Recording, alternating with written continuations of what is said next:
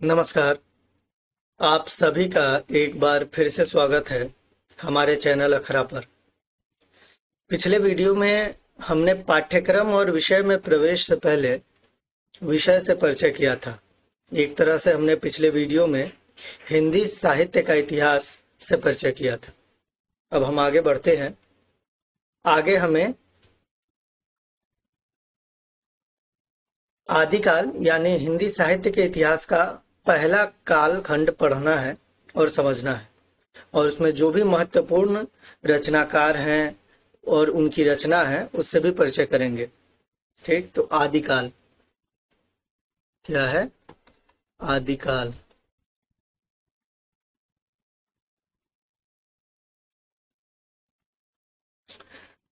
इसके समय के निर्धारण में विवाद है। क्या समय के निर्धारण में विवाद है? कुछ लोग 700 ईस्वी से मानते हैं, क्या कहते हैं कुछ लोग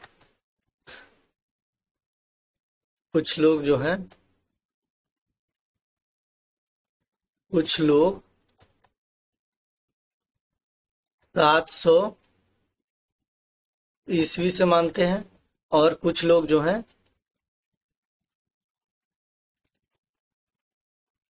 1000 ईस्वी से। ठीक,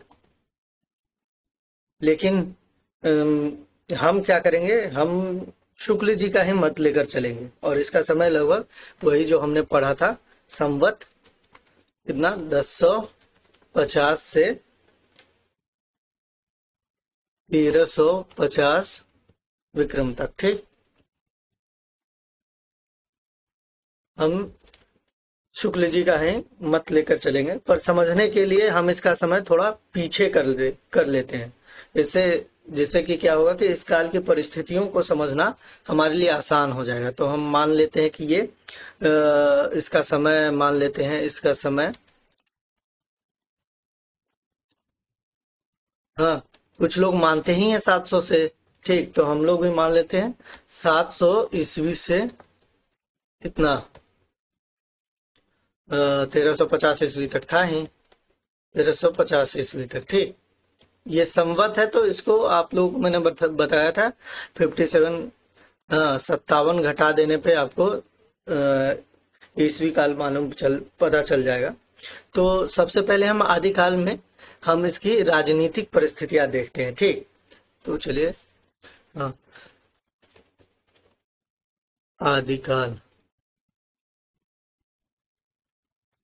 क्या देखते हैं सबसे पहले, इसकी राजनीतिक परिस्थिति। ठीक, अब उस काल में राजनीतिक परिस्थितियां क्या थी? क्या था कि 647 ईस्वी के बाद जो केंद्रीय शासन था, ठीक, केंद्रीय केंद्रीय शासन, ठीक, जो है समाप्त हो गया। ठीक, क्या हो गया? समाप्त हो गया 647 के बाद। ठीक, लगभग 647 मतलब कि इसको हम कह सकते हैं कि हर्षवर्धन की मृत्यु के बाद। ठीक, हर्षवर्धन इसकी मृत्यु के पश्चात। ठीक, इसके बाद मृत्यु इसकी हुई तो उसके पश्चात जो केंद्रीय सत्ता थी, आखिरी केंद्रीय सत्ता हर्षवर्धन के काल में थी। ठीक, और इसी समय कहते हैं कि जितने भी राजपूत वंश थे, ठीक, राजपूत वंश, ठीक, राजपूत वंशों का उदय हुआ। जैसे कौन सा? तुमार तुमार वंश था, चौहान वंश था, हम्म पमार परमार सॉरी परमार और चंदेल आदि जितने भी वंश थे, जितने भी राजपूत वंश थे, इन सब का उदय इसी समय हुआ, केंद्रीय सत्ता के समाप्त होने के पश्चात, मतलब हर्षवर्धन की मृत्यु के पश्चात। और आगे क्या था इसकी राजनीतिक परिस्थितियां?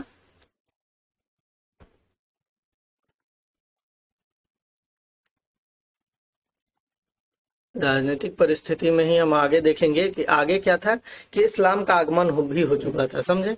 इस्लाम का आगमन। ठीक, इस्लाम का आगमन भी हो चुका था। फिर था आगे, अगर देखें तो इस काल में केंद्रीय सत्ता नहीं थी, केंद्रीय सत्ता नहीं थी, ये न होने के कारण, ठीक, होने के कारण क्या था, युद्ध खूब हो रहे थे। युद्ध जो है, हाँ, खूब, युद्ध भी खूब हो रहे थे। जैसे कि आप लोग देखते हैं कि केंद्रीय सत्ता का मतलब क्या हुआ कि जैसे अगर परिवार में देखा जाए तो आपके माता पिता केंद्रीय सत्ता में है और बच्चे जो हैं, हाँ, तो अगर केंद्रीय सत्ता जैसे कि माता पिता ना हो तो बच्चे जैसे युद्ध करने लगते हैं, उसी तरह इस काल में भी केंद्रीय सत्ता के न होने के कारण बहुत सारे युद्ध हो रहे थे। और युद्ध किस लिए हो रहे थे, या तो जमीन के लिए, ठीक, या तो स्त्री के लिए, ठीक। एक पंक्ति है, हाँ, और एक पंक्ति है, किसमें है, पृथ्वीराज रासो की पंक्ति है कि जाकी, जाकी कन्या, जाकी कन्या सुंदर देखी, जाकी कन्या सुंदर देखी तापे जाए धरे तलवार, ठीक, सुंदर देखी तापे, तापे जाए धरे तलवार, ठीक। इस पंक्ति से ही आप स्पष्ट हो रहा होगा कि किस तरह से स्त्रियों के लिए भी, मतलब स्त्रियों को केंद्र में रखकर युद्ध हो रहे थे, ठीक। और जो जमीन के लिए हो रहे थे युद्ध, उस पे जो काव्य लिखे गए वो वीर काव्य लिखे गए, ठीक, वीर काव्य, ठीक। और जो स्त्रियों के लिए हो रहे थे उस पे जो लिखे गए काव्य, उस पर उसको श्रृंगार काव्य कहेंगे, ठीक, वो श्रृंगार काव्य थे। तो हमारी राजनीतिक परिस्थितियां कुछ इस तरीके से थी उस काल में। अब हम आगे चलते हैं और देखते हैं कि सामाजिक परिस्थिति कैसी थी, ठीक। आदिकाल ही है, आदिकाल, और इसकी सामाजिक परिस्थिति, ठीक, सामाजिक परिस्थिति।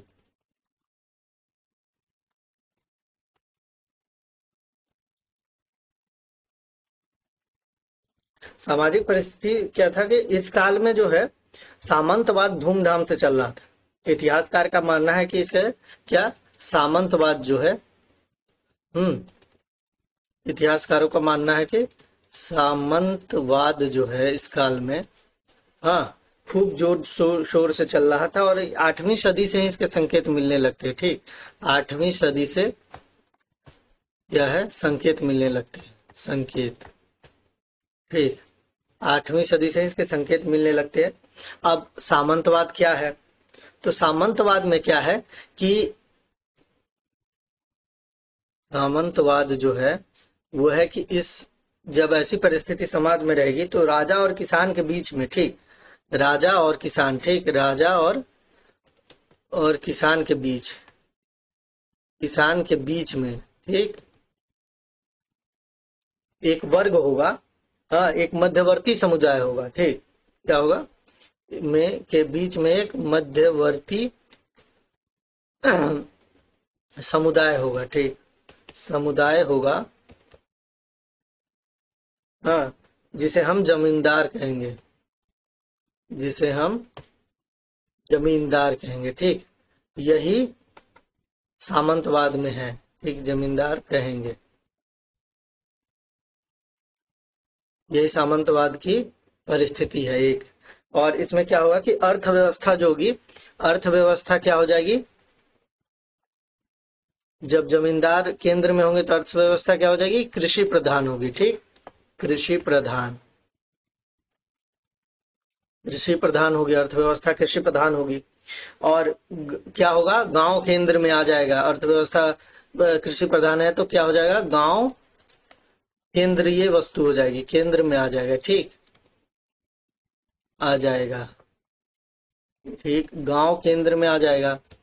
फिर क्या होगा, किसी भी कृषि प्रधान समाज में क्या होता है कि धर्म की भूमिका अहम होती है, बहुत महत्वपूर्ण होती है, धर्म की भूमिका प्रधान होगी, भूमिका क्या होगी, प्रधान हो जाएगी, ज्यादा हो जाएगी, एक तरह से धर्म की भूमिका ज्यादा हो जाएगी, ठीक।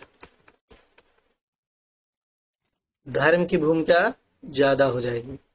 और क्योंकि व्यक्ति गरीब है और गरीब होगा उस समाज में, और जमींदार उसे डरा धमका कर ही रखेंगे, और धर्म इसमें उसकी सहयोगी की भूमिका अदा करता है। और धर्म भी क्या होगा, आडंबर वाला होगा। धर्म क्या हो जाएगा, आडंबर होगा उसमें ज्यादा, आडंबर। ठीक, क्या होगा उसमें, आडंबर ज्यादा होगा। ठीक, आडंबर युक्त धर्म होगा। ठीक, धर्म आडंबर वाला होगा, यानी कि उसमें पूजा पाठ, चढ़ावा, दान दक्षिणा, यही सब अधिक दिखेंगे आप। और धर्म के नाम पर भेदभाव भी होगा, जाति के स्तर पे भी, और स्त्री के साथ भी भेदभाव होंगे। ठीक, तो ये आपको आज के समाज में भी देखने को थोड़ा बहुत मिलता ही है। अब जो है, हमने सामाजिक परिस्थिति भी एक तरह से देखी, और इधर हमने राजनीतिक परिस्थितियां भी देखी। अब हम आगे बढ़ते हैं और दार्शनिक और काव्यशास्त्रीय परंपरा जो उस समय थी उसको देखते हैं। ठीक,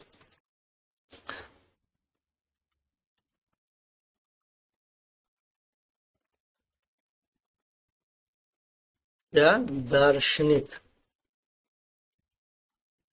दार्शनिक और काव्यशास्त्रीय।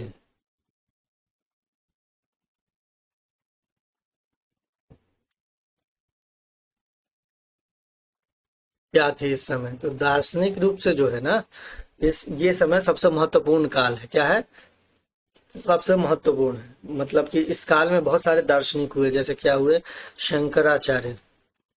ठीक, इनका नाम आप लोगों ने सुना होगा। शंकराचार्य हुए, रामानुज हुए, मध्वाचार्य हुए, मध्वाचार्य, मध्वाचार्य। इसको मैं थोड़ा ठीक ढंग से लिख देता हूँ, मध्वाचार्य। ठीक, मध्वाचार्य हुए, ये सब इसी काल में हुए। ठीक, और भी बहुत सारे हुए। और जो काव्य शास्त्र में क्या था, काव्य शास्त्र में भी बहुत सारे आचार्य देखने को मिलते हैं। काव्य शास्त्र में कौन कौन थे हुए, उस समय में आनंद वर्धन एक थे। ठीक, आनंद वर्धन। उसी समय अभिनव गुप्त भी थे। अभिनव गुप्त, फिर मम्मट आदि जितने भी थे इसी काल में हुए। तो एक तरह से ये दार्शनिक रूप से और काव्य शास्त्रीय रूप से, ये परंपरा समृद्ध रही है। और हमने अब ये देख लिया, अब आगे चलते हैं, सांस्कृतिक परिस्थिति देखते हैं इसकी। हम हल्का हल्का ही जिक्र करेंगे इसका, थोड़ी थोड़ी बातें ही जानेंगे, क्योंकि ज्यादा गहराई में जाने की आवश्यकता नहीं है। हम्म सांस्कृतिक परिस्थिति क्या थी इसकी, सांस्कृतिक परिस्थिति। सांस्कृतिक परिस्थितियां क्या थी, तो हम जान रहे हैं कि इस्लाम का आगमन हो चुका था उस समय, इस दौर में। तो पहली बार जो है, हिंदू और मुस्लिम संस्कृतियां जो है आमने सामने हुई, आपस में टकराई भी। क्या था, हिंदू और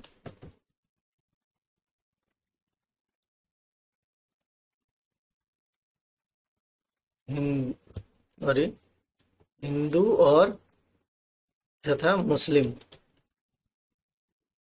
मुस्लिम संस्कृतियां। ठीक, रीतियां आपस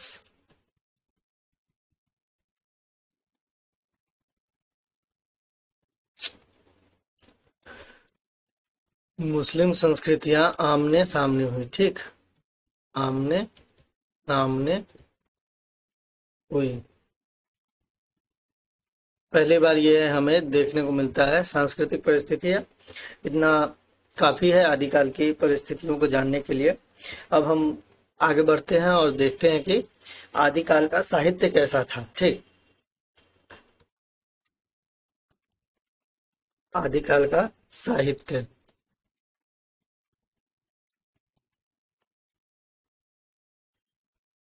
हाँ, इसमें कुल 3 प्रकार के साहित्य और ग्रंथ लिखे गए। ठीक, एक तरह से कहे कि कुल 3 प्रकार के ग्रंथ लिखे गए। कितने प्रकार के? 3 प्रकार। 3 प्रकार के। पहला क्या था? पहला था धार्मिक साहित्य लिखा गया। ठीक, धार्मिक धार्मिक साहित्य था।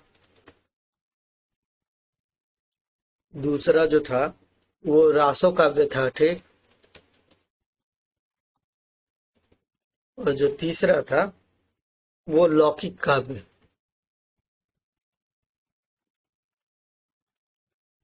लौकिक काव्य या इसको अन्य काव्य कह सकते हैं। यही 3 श्रेणियां बांटी गई है इसमें। ठीक, अब अब पहले हम देखते हैं किसको? धार्मिक साहित्य को। ठीक, तो धार्मिक साहित्य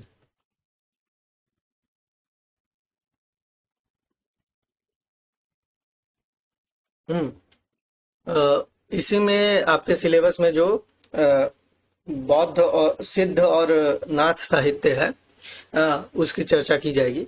तो धार्मिक जो साहित्य था उसमें ही, हाँ, उसमें बौद्ध साहित्य लिखा गया। ठीक, धार्मिक साहित्य से पहले हम जानते हैं कि इसकी पृष्ठभूमि जानते हैं। ठीक, धार्मिक साहित्य में ही सिद्ध साहित्य आएगा, उसकी पृष्ठभूमि जानते हैं। तो एक बौद्ध साहित्य था। ठीक, बौद्ध साहित्य तो आप लोग जानते ही हैं। हाँ, बौद्ध साहित्य ही आगे चलकर सिद्ध साहित्य में परिणत हो गया। ठीक, क्या हो गया? सिद्ध साहित्य में।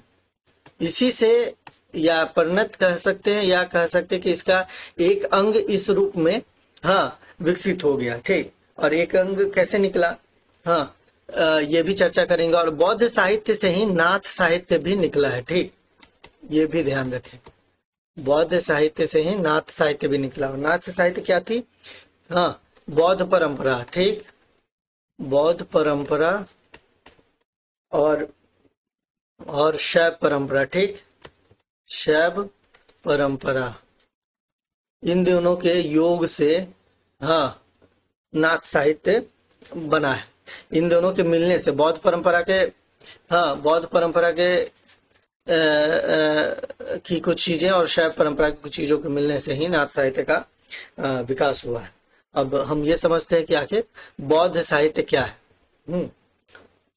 सिद्ध साहित्य से कैसे, और बौद्ध साहित्य से आखिर सिद्ध साहित्य कैसे निकला, इसको समझते हैं। ठीक, तो वही क्या कि बुद्ध थे, बुद्ध भगवान बुद्ध थे। तो बुद्ध की मृत्यु जो हुई, बुद्ध की बुद्ध की मृत्यु के पश्चात, ठीक ना, मृत्यु के पश्चात, बुद्ध की मृत्यु के पश्चात उनके शिष्यों में बहुत मतभेद हो गया। और बौद्ध धर्म की बहुत सारी धाराएं बन गई। और मतभेद कितना, मतभेद जो हुआ, मतभेद का जो स्तर था, मतभेद का स्तर इतना अधिक था, मतभेद इतना अधिक हुआ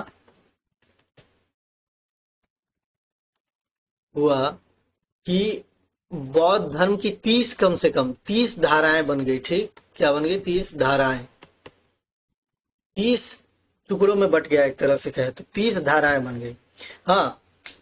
और इसी धाराओं में, ठीक, इसी में 2 सबसे महत्वपूर्ण है धाराएं हैं। ठीक, तो इसी में 2 सबसे महत्वपूर्ण, ठीक, महत्वपूर्ण थी। पहला क्या था? पहला था महायान। ठीक, और दूसरा था हीनयान। ठीक, महायान का मतलब होता है सहज यान। ठीक, सहज यान एक तरह से। और हीनयान का मतलब होता है कठिन यान।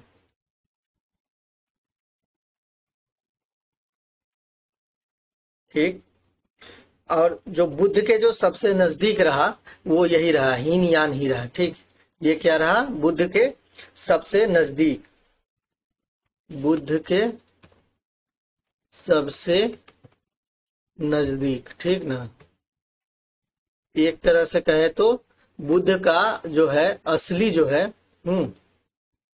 अ, बुद्ध के असली दर्शन इसी में मिलते हैं। क्या होते हैं? बुद्ध के असली दर्शन इन्हीं हीनयान में ही मिलता है। क्या मिलता है? बुद्ध के असली दर्शन, ठीक, असली दर्शन, बुद्ध के असली दर्शन हीनयान में ही देखने को मिलते हैं। लेकिन लेकिन हमारे पास, लेकिन जो बचा था महायान, ठीक, महायान जो था, हाँ,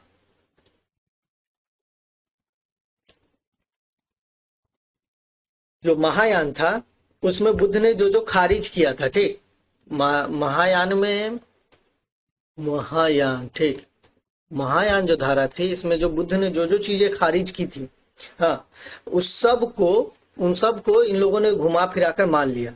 जैसे बुद्ध ने क्या खारिज किया था? बुद्ध ने खारिज किया किसको? आत्मा को, ठीक, आत्मा को बुद्ध ने खारिज किया था, ठीक, खारिज किया। लेकिन क्या था? महायान में, महायान में से स्वीकार कर लिया गया, ठीक, स्वीकार कर लिया गया, ठीक। तो एक तरह से घुमा फिराकर इस चीज को स्वीकार कर लिया गया। इससे बहुत सारी चीजें ऐसी थी, हाँ, और ईश्वर को भी क्या कहते हैं, बुद्ध ने खारिज किया, लेकिन इन्होंने घुमा फिराकर मान लिया, इन्हीं को ईश्वर घोषित कर दिया एक तरह से कहे तो, हाँ। और यही महायान, ठीक, आसान होते होते, हाँ, एक और परंपरा बनी जो थी, क्या थी? वो परंपरा जो थी वो थी वज्रयान की, ठीक, वज्रयान की परंपरा बनी, ठीक। यही महायान जो आसान होते होते वज्रयान हो कहा गया, ठीक। एक परंपरा बनी जिसे वज्रयान कहा गया, और वज्रयान था, वाम मार्गी परंपरा थी, ठीक, वाम मार्गी, वाम मार्गी परंपरा थी, ठीक, वाम मार्गी परंपरा थी। सामान्यतः क्या था? हाँ, सामान्यतः कहे तो इसमें भोग वाली परंपरा थी, ठीक, सामान्यतः ये क्या थी? सामान्यतः ये थी भोग वाली परंपरा, भोग वाली परंपरा। धीरे धीरे महायान का पतन होना कह सकते हैं इसी को, ठीक।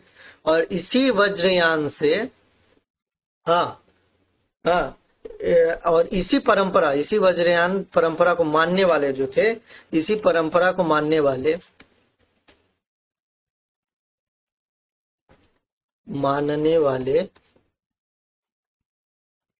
मानने वाले जो थे सिद्ध कहलाए, ठीक।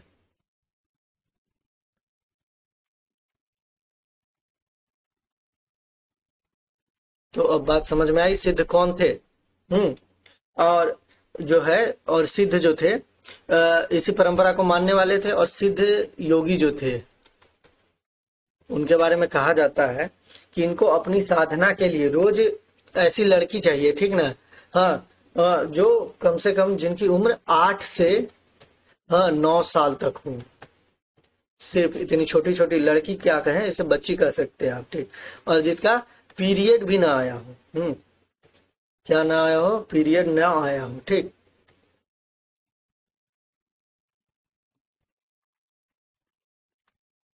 ऐसी लड़कियां ये भोग के लिए, अपनी सिद्धि को प्राप्त करने के लिए कहते थे कि इससे हमारी सिद्धि प्राप्त होगी। हाँ, तो अपनी साधना के लिए रोज ऐसी लड़की इनको चाहिए। हाँ, और इसी को ये लोग पंचमाक्षर का, पंचमा, क्या कहते हैं, पंचमाकार नियम कहते थे, ठीक, इस नियम को, ठीक, क्या कहते थे? पंचमाकार, पंचमाकार,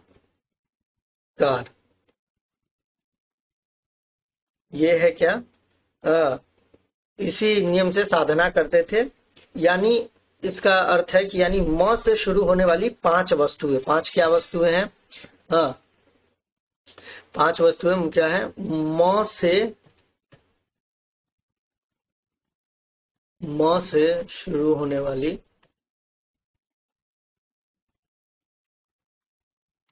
मौत से शुरू होने वाली क्या 5 वस्तुएं,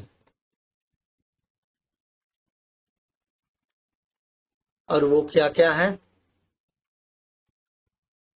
पहली है मद्य, दूसरी है मांस, तीसरी है मत्स्य, चौथी है मुद्रा, और पांचवी है मैथुन। ठीक।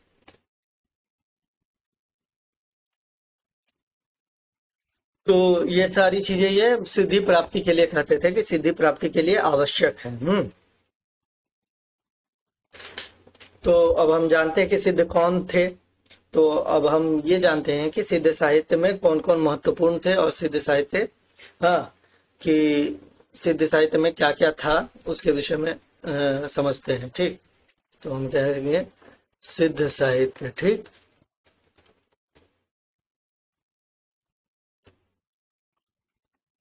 सिद्ध साहित्य हम पढ़ ले तो सिद्धों की जो संख्या थी, सिद्धों की संख्या जो थी वो थी 84। ठीक।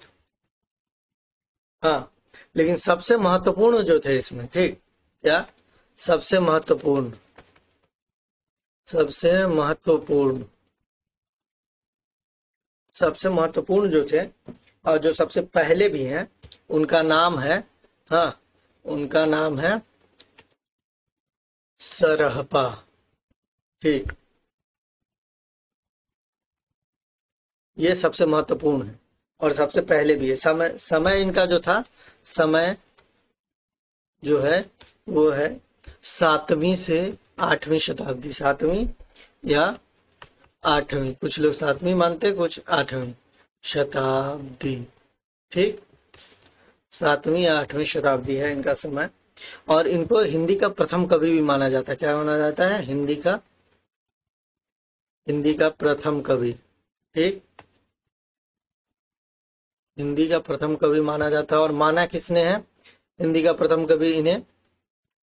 तो एक व्यक्ति है राहुल सांकृत्यायन। ठीक। राहुल सांकृत्यायन। ठीक। राहुल सांकृत्यायन जो व्यक्ति हैं उन्होंने इन्हें हिंदी का प्रथम कवि माना है।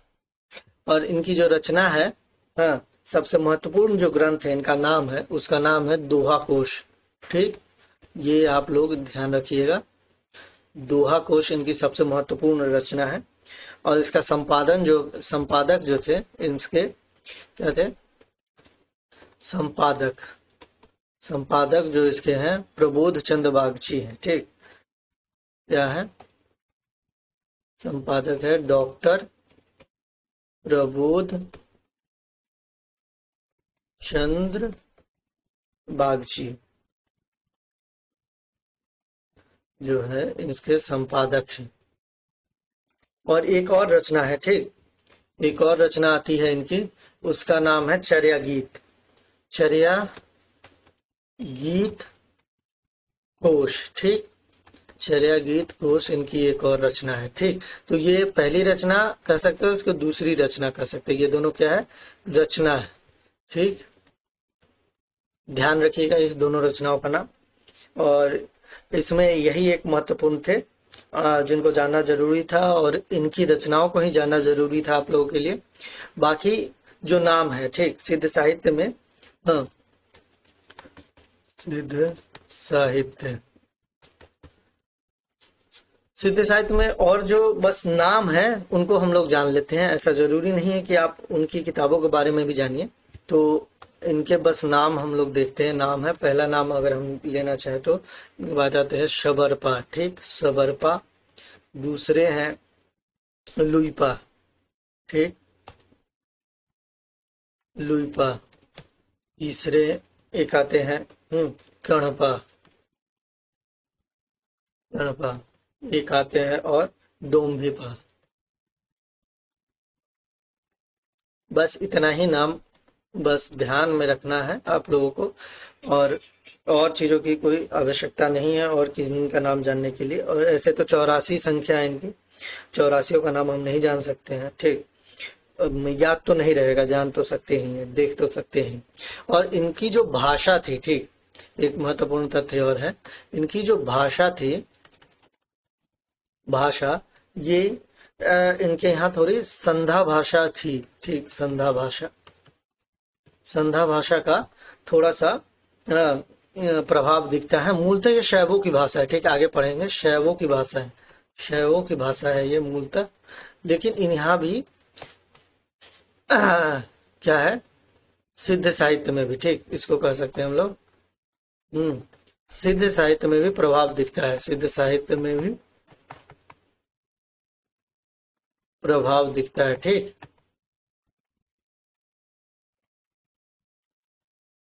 प्रभाव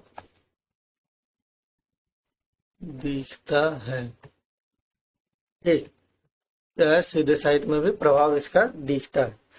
तो ये था हमारा सिद्ध साहित्य से संबंधित जितनी भी चीजें आप लोगों को जानना था, जानना जरूरी हो सकता था, वो हम लोग जान चुके।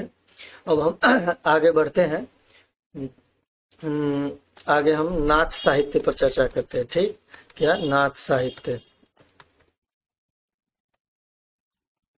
तो हमने देखा कि इसकी भी उत्पत्ति किससे हुई है, बौद्ध साहित्य से हुई है। किससे मिलने से, बौद्ध परंपरा और शैव परंपरा के मिलने से हुई है। तो नाथ साहित्य जो है, हाँ, इसमें सबसे बड़े बड़े जो नाम है वो है गोरखनाथ का नाम है, ठीक, सबसे बड़ा जो नाम है वो है किसका, गोरखनाथ का, गोरखनाथ, या इसको गोरक्षनाथ भी कहते हैं, ठीक, इनका नाम है गोरक्षनाथ। इनके गुरु का नाम था, गुरु जो थे, इनके गुरु थे, उनका नाम था मत्स्येंद्र नाथ, मत्स्येंद्र नाथ या मच्छिंद्र नाथ, ठीक, क्या, मच्छिंद्र नाथ, चंद्र नाथ। कौन थे इनके, कौन थे भैया, गुरु थे, गुरु, गुरु थे। और जो नाथ परंपरा की शुरुआत जो है, वो किससे मानी जाती है, नाथ परंपरा की शुरुआत जो है, वो अगर आप लोगों से कोई पूछे तो वो कह सकते हैं आप, आदिनाथ से मानी जाती है, आदिनाथ से हुई है, ठीक, आदिनाथ से हुई है। और नाथों की संख्या कितनी है भाई, नाथों की, नाथों की संख्या जो है वो है 9, ठीक। अब ये 9 कौन कौन है, ये हम लोग देखते हैं अगले पृष्ठ पे। नाथों की संख्या कितने हैं, 9। और एक सिद्धांत है गोरक्ष सिद्धांत के अनुसार इनकी संख्या 9 है। और इनके नाम क्या है, तो पहला नाम है इसमें नागार्जुन, ठीक, पहला नाम है नागार्जुन। दूसरा नाम जो है इसमें आता है वो जड़ भरत का आता है, जड़ भरत। तीसरा नाम जो आता है वो है हरिश्चंद्र।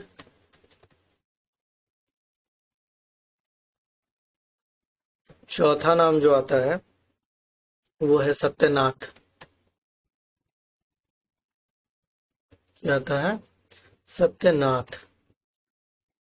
पांचवा नाम जो आता है वो है भीमनाथ। छठा नाम जो आता है इसमें वो है गोरक्षनाथ, वही गोरखनाथ कह सकते हैं आप उसको, उनको गोरक्षनाथ। सातवां नाम जो आता है इसमें वो है चरपटनाथ। आठवां नाम जो आता है वो है जलंधर नाथ, जलंधर नाथ।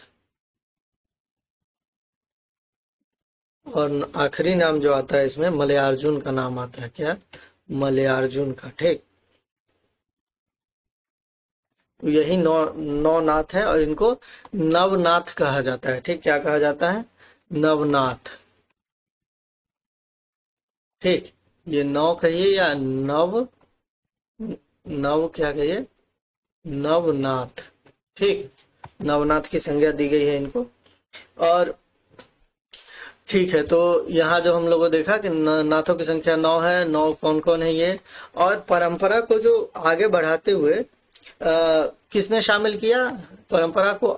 परंपरा की शुरुआत आदिनाथ से हुई, लेकिन परंपरा को जो है, हाँ, आगे बढ़ाते हुए शैव से मिला दिया। वो उन्होंने किया, वो गोरखनाथ ने किया। ठीक, और नाथ का जो अर्थ है, नाथ का जो अर्थ है वो है मुक्ति देने वाला। ठीक, क्या है? मुक्ति देने वाला। ठीक, नाथ का अर्थ है मुक्ति देने वाला। मुक्ति किससे? मुक्ति किससे दी जाएगी? मुक्ति वासनाओं से। ठीक, सिद्धों में यही सब चीजें थी। ठीक, वासनाओं से मुक्ति देने, वासनाओं से मुक्ति। ठीक, सिद्धों में क्या था? हम लोगों ने क्या कहते हैं, उनका जो नियम था पंचमाकार का, पंचमाकार जो साधना करते थे, यानी मौ से शुरू होने वाली 5 वस्तुएं जो थी, मध्य, मांस, मत्स्य, मुद्रा, मैथुन इत्यादि का इसमें निषेध है। ठीक, हाँ, इसमें इस संप्रदाय में निषेध है, नाथ संप्रदाय में।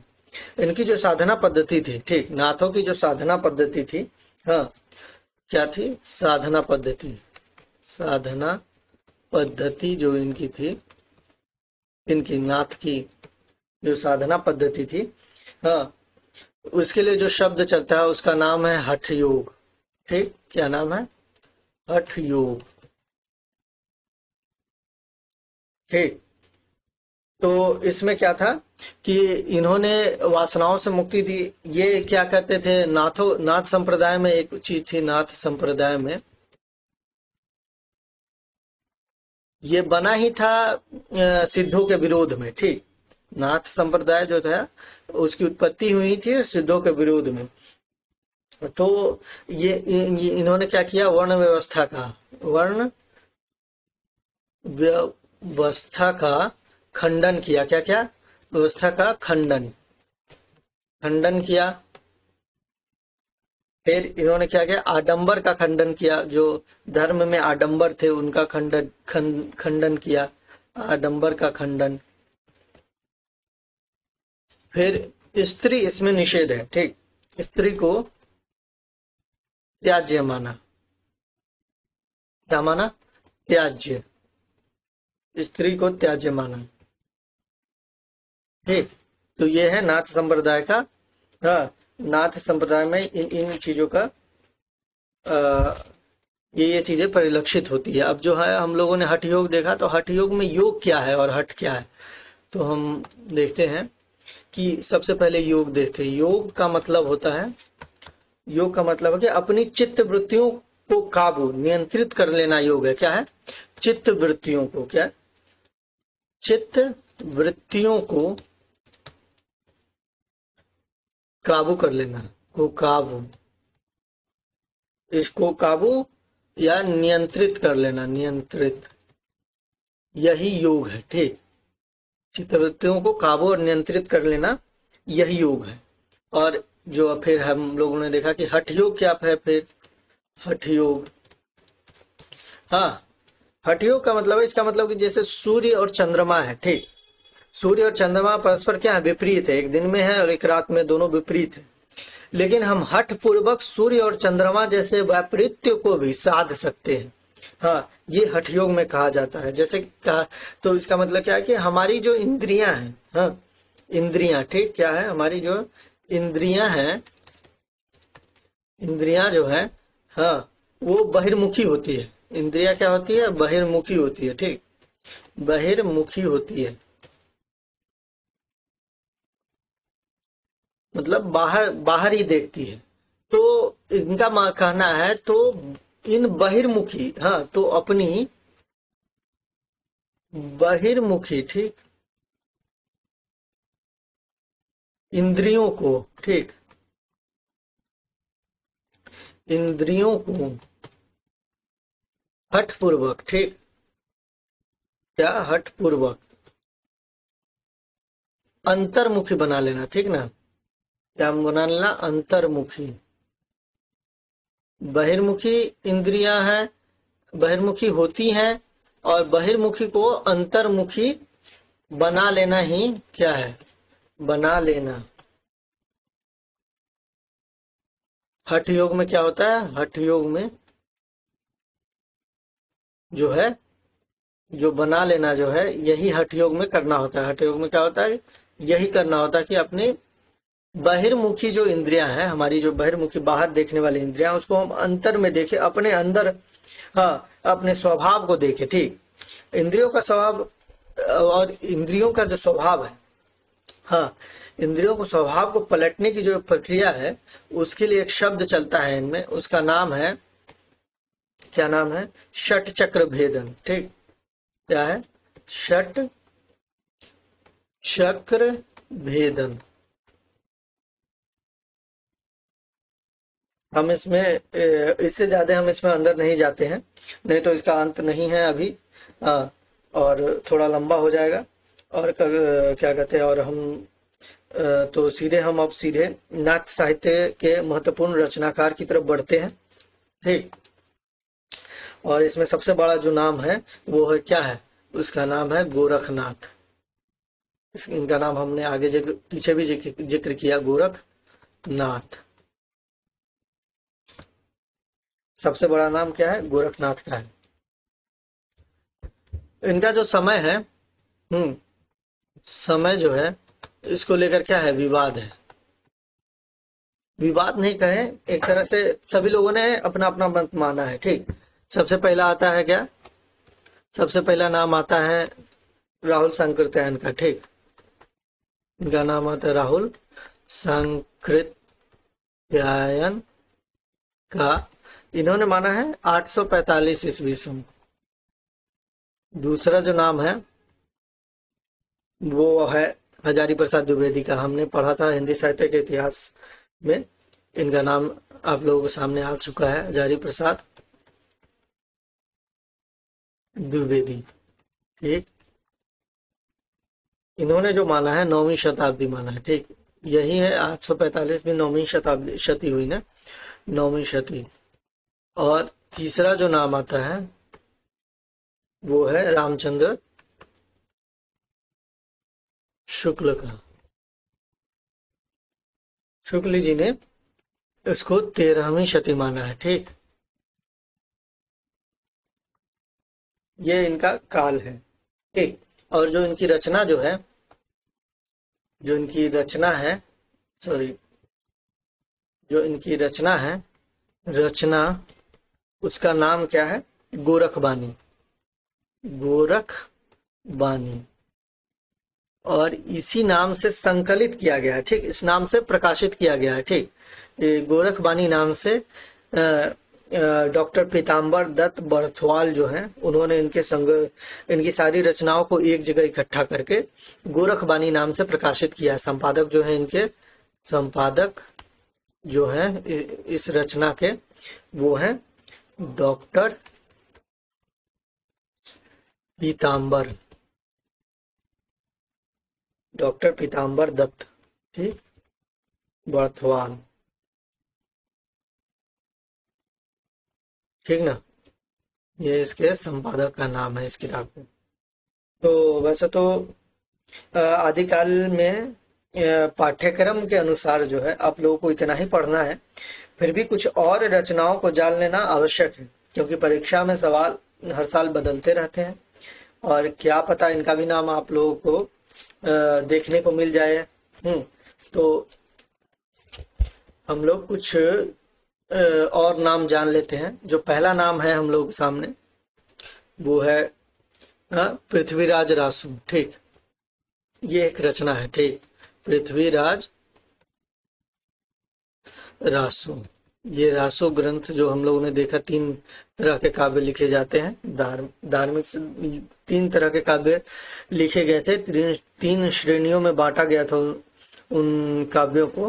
पहला धार्मिक साहित्य, दूसरा रासो साहित्य और तीसरा लौकिक साहित्य या अन्य साहित्य। तो रासो साहित्य में पृथ्वीराज रासो आता है और इनके जो लेखक का नाम है वो है चंद बरदाई। ठीक,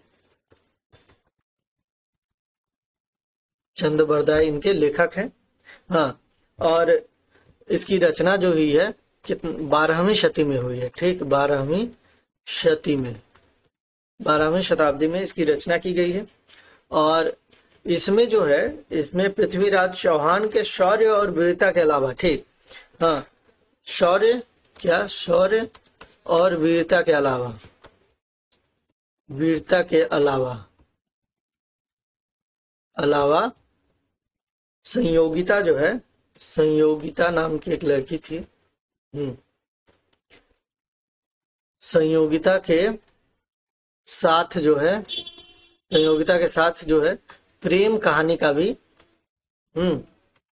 कहानी का भी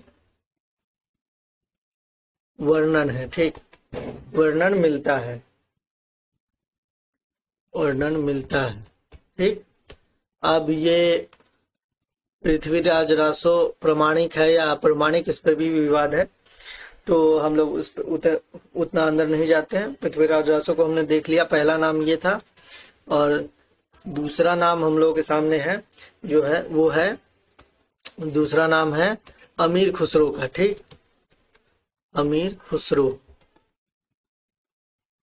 अमीर खुसरो का नाम आप लोगों ने सुना भी होगा पहले। इनका जो समय था 1253 से लेके, हाँ, 1325 तक इनका समय माना गया है। हाँ, और इनके बारे में कहा जाता है कि खड़ी बोली हिंदी का प्रथम कवि माना जाता है। ठीक, खड़ी बोली हिंदी, हिंदी नहीं, खड़ी बोली हिंदी का प्रथम कवि माना जाता है, इन्हें प्रथम कवि। ठीक, हिंदी, खड़ी बोली हिंदी का इन्हें प्रथम कवि माना जाता है। इनकी रचनाओं का नाम जो है 100 से अधिक रचनाएं बताई गई, पर जो मुख्य है, जो मुख्य रचनाएं हैं उसके बारे में हम लोग जान लेते हैं। मुख्य रचनाएं क्या है? मुख्य रचनाएं, ठीक, रचनाएं जो है, पहली हो गई खालिक बारी। ठीक, खालिक बारी। दूसरी जो एक रचना है उसका नाम है पहेलियां, पहेलियां। तीसरी जो एक रचना है उसका नाम है मुकरिया, क्या है? मुकरिया। चौथी एक रचना है उसका नाम है दो सुखने, दो सुखने। और एक पांचवी रचना है उसका नाम है गजल। ठीक, तो इस तरह के इन्होंने रचनाएं की हैं। हाँ, मुख्य यही है। ठीक, मुख्य रचना यही है। और एक अंतिम नाम हम लोगों के सामने आता है, हाँ, उनका नाम है विद्यापति। ठीक, क्या नाम है? विद्यापति। विद्यापति का जो समय है वो 1360 से लेके 1450 तक माना गया। ठीक, 1450 ईस्वी तक इनका समय माना गया। और इन्होंने जो रचनाएं की है वो 3 भाषाओं में रचनाएं की, किया है इन्होंने 3 भाषाओं में। ठीक, भाषाओं में, 3 भाषाओं में रचना की है। हाँ, पहली भाषा कौन सी है? संस्कृत, संस्कृत में रचना की है। दूसरी की है इन्होंने, दूसरी जो रचना की है इन्होंने वो अवहट्ट में की है। ठीक, तीसरी जो की है इन्होंने मैथिली में की है, मैथिली में। ठीक, तो 3 क्या कहते हैं, 3 भाषाओं में इन्होंने रचनाएं की हैं। और इनकी जो रचना है, मुख्य रचना, हाँ, वो क्या कहते हैं, अवहट्ट में ही लिखी गई है, अवहट्ट और मैथिली में। तो अवहट्ट में जो इन्होंने रचना की है, इन्हीं 2 के बारे में हम लोग जानते हैं। हाँ, संस्कृत तो हिंदी साहित्य में नहीं आता, तो हिंदी साहित्य में जो जो चीजें आती है, अवहट्ट और मैथिली आती हैं, तो इनका जिक्र करेंगे। अवहट्ट में इन्होंने जो की है, अवहट्ट में, अवहट्ट में जो रचनाएं की हैं वो है कीर्तिलता। ठीक, एक नाम है कीर्तिलता,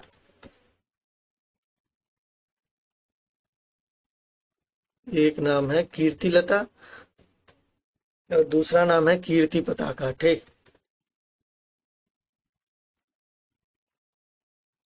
कीर्ति पताका जो है वो अभी तक मिली नहीं है, अप्राप्य रचना है। ये रचना जो है, ये रचना अप्राप्य है। ठीक।